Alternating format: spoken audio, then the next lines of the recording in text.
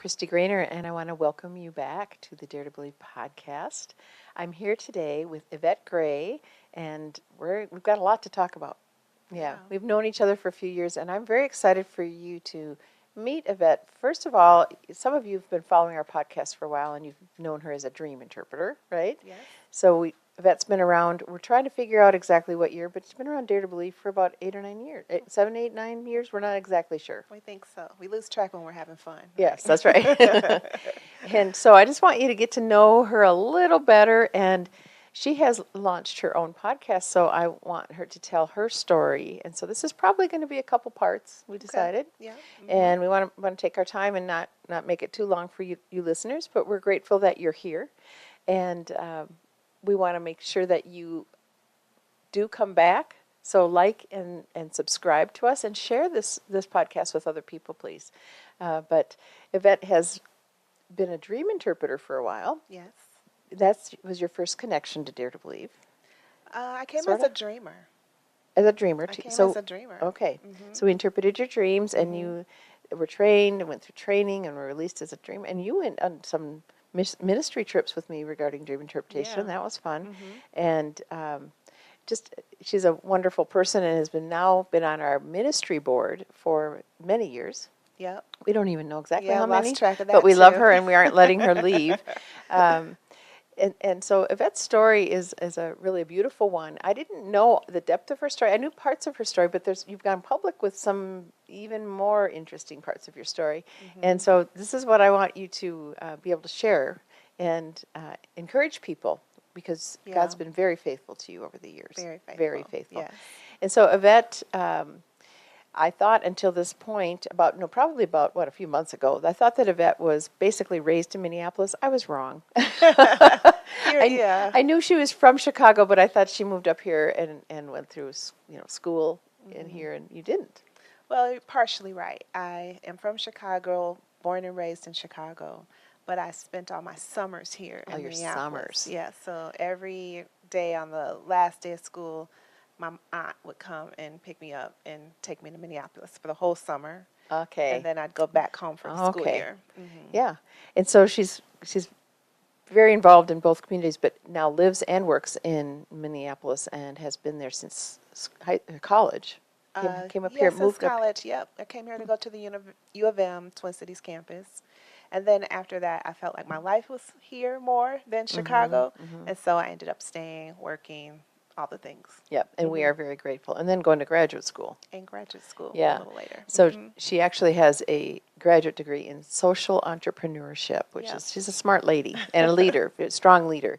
And we just love having Yvette around. And she, while you were in college, when did you start Young Life? When did you start being involved in Young Life? Oh, I was working, but I had been working at Sabathani Community Center. Oh, yeah. Yeah. And tell people what Sabathani is. Sabathani Community Center is an organization. It has 6 core programs, and the idea behind it is sometimes when people need services, you may go to one place and they say, oh, no, this is not where you do this. You need to go, downtown. And so Sabathani tried to address that and have many different services in one place. So if you needed an after-school program, that's there. If you need a food shelf, that's there. If you needed senior programming, also there. So It's a cool place. It's a cool place, and it's been in the community for a long time. I was even, when I came here for a summer, got tutored at Sabathani in the summer. Yeah, and then I ended up working there. So that's very cool. Yeah, kind of full circle. So Gary and I, in our early years of our marriage, lived in South Minneapolis, probably for 7, 8 years. I'm not sure. But I tried to get a job there, and I could not get hired there. Oh, no. So I'm a little jealous. It's a cool place, but it is a very, very cool place. Yeah. Yeah. And so then got involved in Young Life. Yeah. So growing up in Minneapolis, I went to camps all the time, summer camps at Park Avenue Church. And my camp counselors were so amazing. I always wanted to be a camp counselor after my experience with them. And while I was at Sabathani, I had to go. We had been given some grant money, and I had to go to this event to get the grant money or, be at the reception. Right. But I really didn't want to go. And I asked my boss, like, why do I have to go? I don't want to go. Can you go? And he's like, Yvette, you're the only person who can go. So when I get there, I run into the person who oversees Young Life in Minneapolis. And we're talking. We had known each other in college, but I didn't know that he was involved with Young Life. And in fact, I had never heard of it. And so he was telling me what he did. And I was like, oh, my gosh, I've always wanted to be a camp counselor. And they were getting ready to go on a camp trip. And he's like, well, we're going to, I think it was North Carolina. And it was probably in a couple weeks. And I'm like, please, can I please? And so I went, and the rest was history. I had volunteered for 2 years and worked for Young Life for 6. So I was involved for a total of 8 years. And then sometime later, I was on their board. Yeah. Yeah. And it was a great experience. Is Young Life where you met Kai? Not exactly. So I really love music. And Oh, I forgot about this part of you. This is great. Yeah. yeah, I really love music. I used to be a personality, an on-air personality. She used to be a very well-known DJ in Minneapolis. And what did you call it, your show? Yeah, it was rap radio with Yvette and Disco T. Vet and Disco T. Yeah. So there we go. Yeah, and Disco T is no longer here, but he was a really great DJ. And we'll be places with Yvette, and that's how people know her, because she's pretty well known for that. So So yeah, I did that for 7 years, and I just loved music, and I always wanted to work in a record store. And so I got a part-time job at a place called the Electric Fetus in South Minneapolis. It's a really well-known record store. yes. And Kai came in, and now he will say that I was trying to pick him up. He has a different story than I do.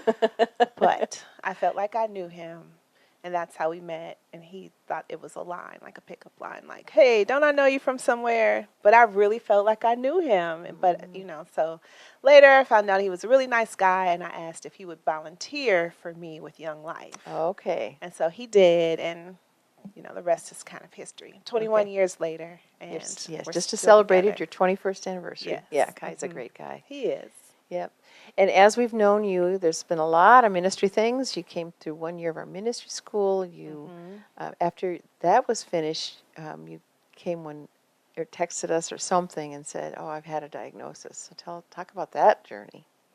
Yeah, I went to the doctor for some routine tests, and I thought it was just going to be just a regular day.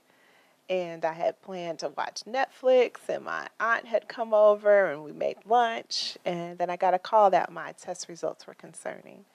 And she reported that I had grade 2 cancer, which was different than, in my mind, I had heard of stages, not grades. But she couldn't tell me anything beyond that, because with cancer, you often have to go in and have a biopsy or take the cancer out to see, like, how far has it spread, where has it gone. And I had surgery, and then my test results came back. Well, this is how I like to say it. I was diagnosed with cancer, I think it was like March 26th or something like that, and I was cancer-free April 24th. So That was a cool less journey. than 30 days later from Yeah. learning about cancer, I was cancer-free. Yeah. So it was really, And and really, instead of having grade 2, I had the lowest form of cancer, the lowest stage, and the lowest grade of cancer that I could have had. So caught it early. Caught it early. And I asked, just like, how did I go from grade 2 to grade 1? And they were like, we don't know. Well, I kind of know. And what do you know? I know that, I believe that God did that. God, yeah. Yeah, the Lord, He loves you. Yeah. And so now you work in kind of the toughest part of the city. One of the not the toughest part, but a very challenging part of the city. Yeah, correct. I would say I work in North Minneapolis. It's a really beautiful community. It is. I love it, and it does have challenges. That's Yes. how I would say it. Yes, and so since we've known you, we've gone through some really rough stuff in Minneapolis, and it especially affected that part of town. I mean, Yeah. all of Minneapolis, but that part of town. And Yvette has made a huge difference for community. This woman knows how to do community God's way, right? And isn't a preacher woman necessarily, but loves people very well. Yeah. Yeah, and it's beautiful that she just continues to lead well in the city, and we're grateful for that. We're grateful for that. And so as Yvette has grown in lots of things, overcome cancer, just become a more mature woman of God, right? You've always been mature since I've known you, but there have been some things that continue to be part of her life that she hadn't shared with people. And so, how long ago did you start your podcast? I started in June. Well, maybe it was May. Yeah. It was May of 2024. Yeah. Okay. Mm-hmm. So it hasn't been very long. No. And there are people that have known you for a long time and have listened to your story on your podcast and been surprised because you really didn't share some of the hardest parts of your history with people because that's not what you wanted to be defined by. Sure. Correct? Yes. Mm-hmm. And so I just love the podcast, and it is called "What Else Don't I Know," which is a really intriguing story. Yeah. And so you delve into your history, Yes. and I think we're going to kind of sum up things on this chat because people look at Yvette, and she is an accomplished woman. She's a smart woman, beautiful woman, and people love her, and they see what she does, honestly leading in all sorts of ways, right? And they say, well, she seems to have had a great life, but if I could never be like Yvette because of what I've gone through, because of the pain, because of the brokenness and things. And you have learned not to be defined by your history, but you haven't lost your history either. And it's a beautiful story, and you've done it so well. Thank you. Yeah. So I want to encourage people to come back to part 2 of this podcast and to have you tell your story and how you would encourage other people who have lived through tough things, who think that your past might be limiting you and what you could become. If you don't know how to go forward with God and be an overcomer, right, and a thriver, then you'll want to listen to part 2 of this and hear what Yvette would have to tell you. So thanks for being here. And this is Kristi Graner with Yvette Griffea-Gray. Yes.